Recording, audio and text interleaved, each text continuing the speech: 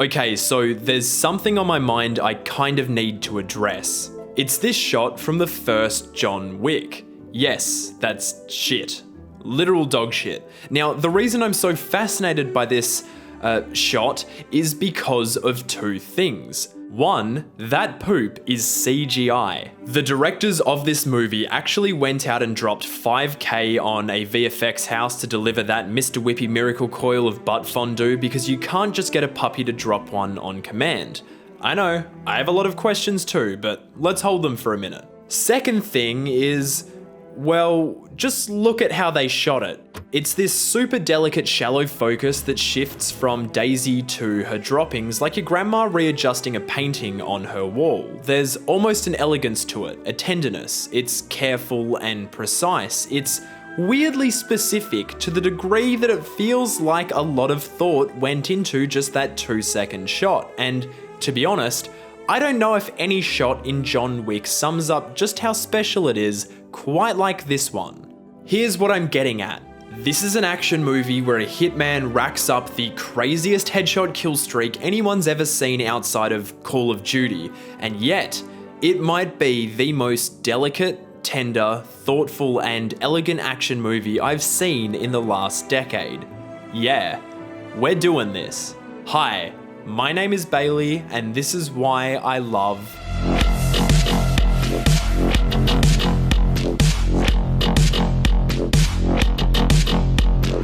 Look, here's the thing.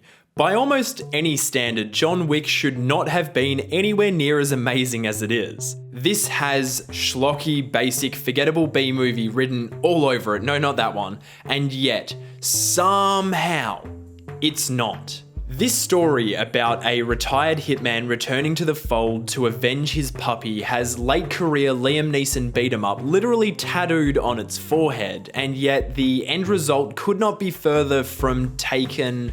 What are we at, number 7? Taken 7? If there's one word I would use to describe the first John Wick movie, that word would be meticulous. Absolutely everything about this film has been mapped out, curated, and delivered with a level of commitment, creativity, and undying passion that I don't think I've seen in an American action movie this decade outside of Fury Road and those other movies where Tom Cruise runs real fast and won't die. This is what happens when you have first-time directors with something to prove, surrounded by a team of collaborators who know how to prove it. Chad Stahelski and David Leitch came from a stunt background, kicking their way up the chain from random stunt gigs on whatever they could get to doubling for Keanu Reeves and Brad Pitt to coordinating stunts on stuff like Tron Legacy and The Expendables, and even serving up some second unit direction on mega blockbusters like The Hunger Games and The Wolverine. Suffice it to say, these guys had the technical proficiency locked down. They knew how to kick ass and they knew how to make it look good. Simply knowing your way around action though does not a good action movie make, and so when Derek Kolstad's script for John Wick found its way in front of them, they saw an opportunity to make an action movie that thrives on the one thing action movies don't usually bank on: story. The way that they've thought about action, it was always story, story, story. They've been watchdogging that from day one and trying to bring out all of the emotion that is in this piece. Now, don't get me wrong, John Wick is not a narratively complex movie by any means, nor should it be. But the reason why Stahelski and Leitch knocked it so goddamn far out of the park is that they treated it like it was. The story of this movie doesn't have all that much in play, but every element that's on the table is mined for everything it's worth. I think a lot of this is owed to John Wick himself, Keanu Reeves, who seemed to have pushed the production towards its more emotional foundations rather than writing it out as a combat showcase, so shout out Keanu for being the real MVP of this thing.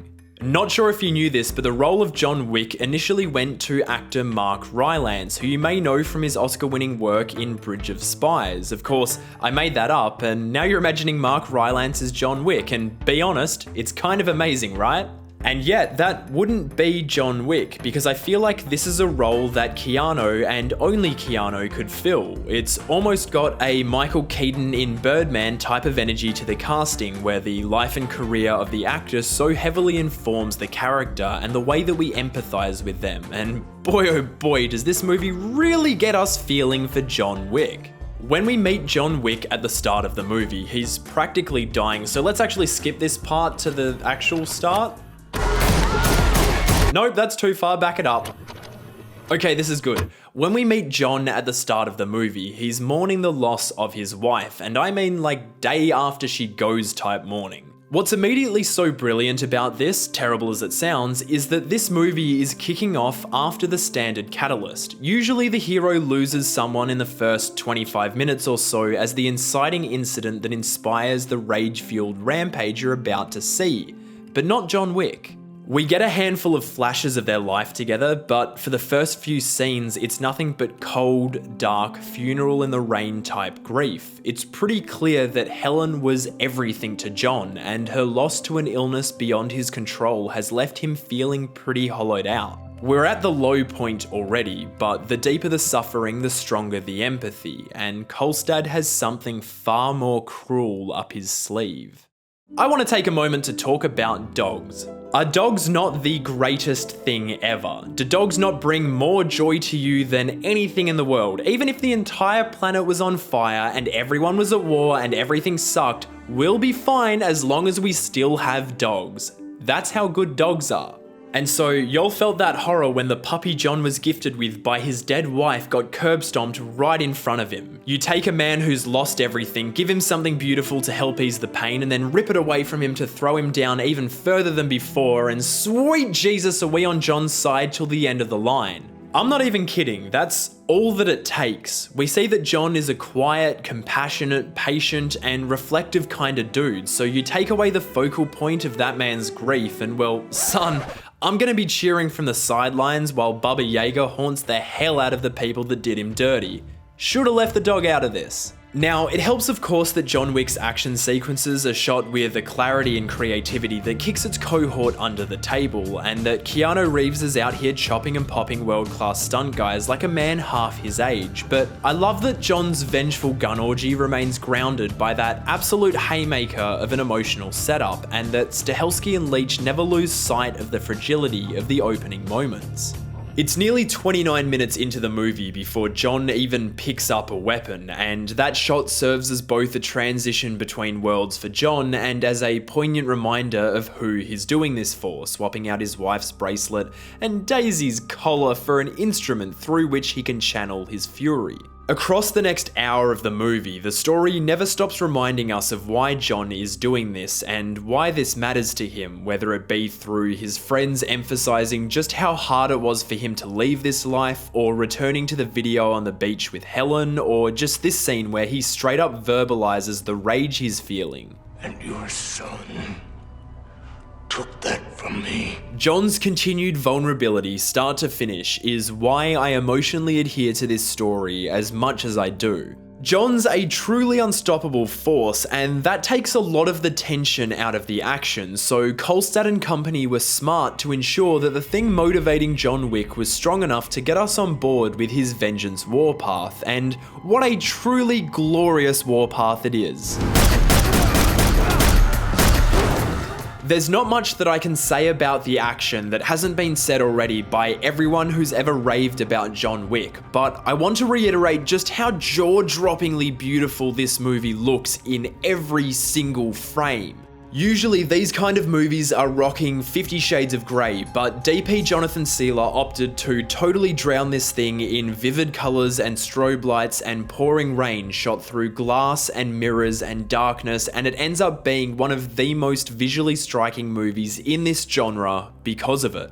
Honestly, the red circle sequence, particularly the first leg of it in the bathhouse, might be the most staggeringly, beautifully gorgeous looking few minutes I've ever seen in an action movie, and that's because of the sheer elegance with which it's orchestrated. This frickin' shot just gets all the awards ever, everyone else pack up and go home, this is just the greatest. Something John Wick Chapter 2 gets a ton of well-deserved credit for is deepening and expanding the lore of the criminal underworld through a broader range of characters from John's past and a little foray into globe-trotting shenanigans that echoes old mate 007, but I still find myself totally magnetized to the surgical precision in the way that the first movie not only establishes this hidden realm, but then fully capitalizes on that establishment. Here's how I describe the world of John Wick. Sophisticated, formal, sensible. This neon-drenched world of assassins and mobsters is a far cry from the seedy underbelly of most American action romps, and I think that's actually a huge part of why this movie has such a strong identity.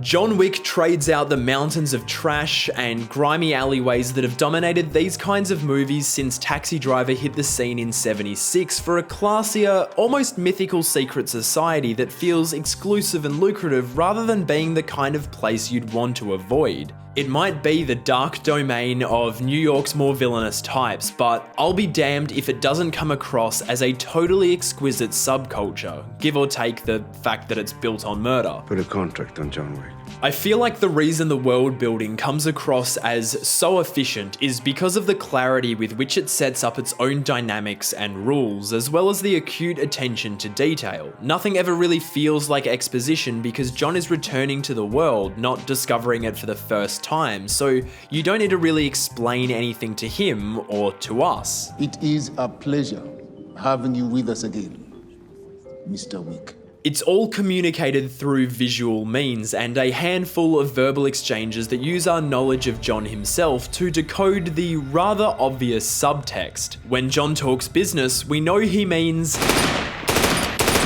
that. I think you can best see the effectiveness of the world building through this particular shot.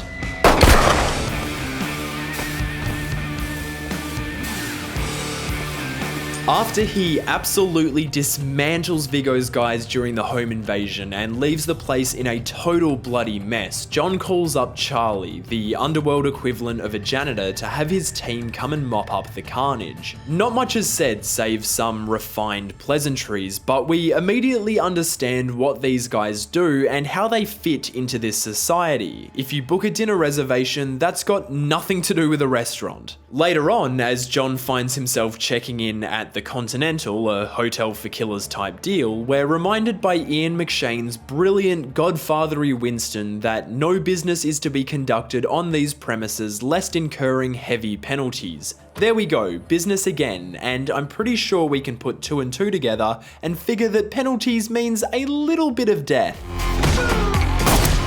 Between those two details, we understand exactly what is going on in this shot. The lovely but not so lovely Miss Perkins here decided to cap a fellow guest back at the hotel, and thus her pass has been revoked. Bang, you're paying for that with your life, and in comes Charlie to take out the trash. It's so incredibly simple, and yet it's totally gratifying because we're filling in the situation with what we've learned from the world already. It makes us feel like we're a part of it, like we're on the inside.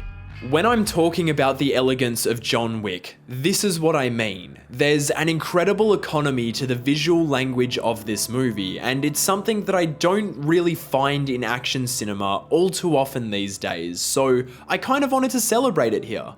In a way, there's a wonderful economy to every element of John Wick, beyond just the physical one of these mysterious golden tokens. Kill John's dog, he kills you. Kill a man's son, that man will do his best. Everything that happens in John Wick feels like a transaction, or maybe it's just a cycle of consequence. In the world of John Wick, violence begets violence, anger begets anger.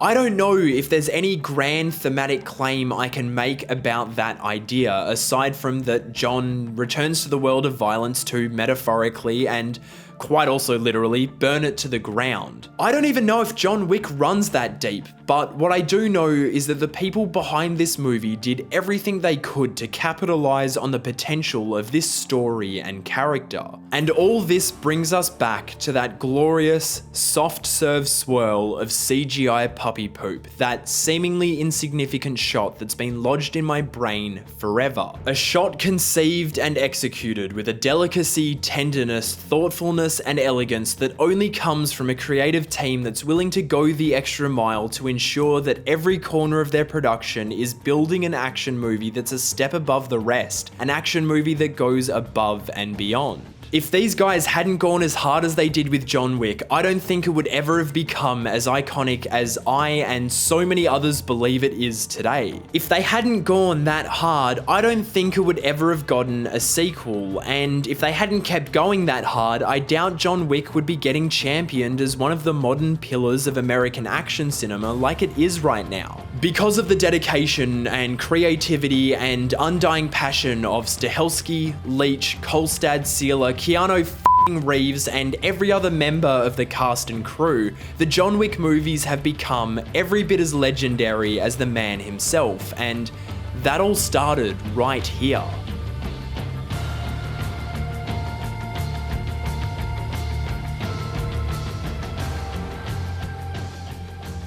Hey, thank you so much for watching this video. I had so much fun making it that I had to stop myself from writing like a 10,000 word script, which would have made an hour-long video, and you guys can't afford to wait 3 months for a new video from me. So we might start doing longer content like that one day, but for now, hopefully this suffices. Hopefully that gives you an idea of just how much I love John Wick, that I could have gone on for that long. But I hope that you guys loved this video as much as I loved making it, because I had an absolute blast, and I now want to hear what you guys thought of the video in the comments below, as well as what do you guys think of the John Wick franchise? Do you love it as much as I do? And are you as excited for John Wick Chapter 4 as I am? Because I am incredibly excited. If you have not yet subscribed to this channel, be sure to do so. I have a bunch of cool content lined up, and if I can manage to make at least one video a month for the rest of the year, I'll be pretty happy with that, but hopefully we can do twice that.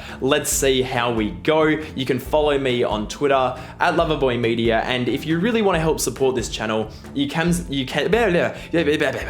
support on Patreon, where I offer a bunch of cool behind the scenes rewards, including early access to these videos, making of videos on how they come together, and you can also see your name in the credits like it is over here or over there. I can't remember which side it is. Anyway, thank you so much for watching this video once again. I just appreciate it so much, and we're nearly a year into this Why I Love project. Obviously it started on my other channel before moving over to here, but I have had so much fun making these videos, and I don't think I would have survived being on YouTube another year without doing these. So they really keep me sane, and I love doing them, and I love how much you guys seem to love them. So I just want to say thank you from the bottom of my heart. It honestly, this is just a real pleasure for me. So thank you so much for watching, and I will see you in the next one.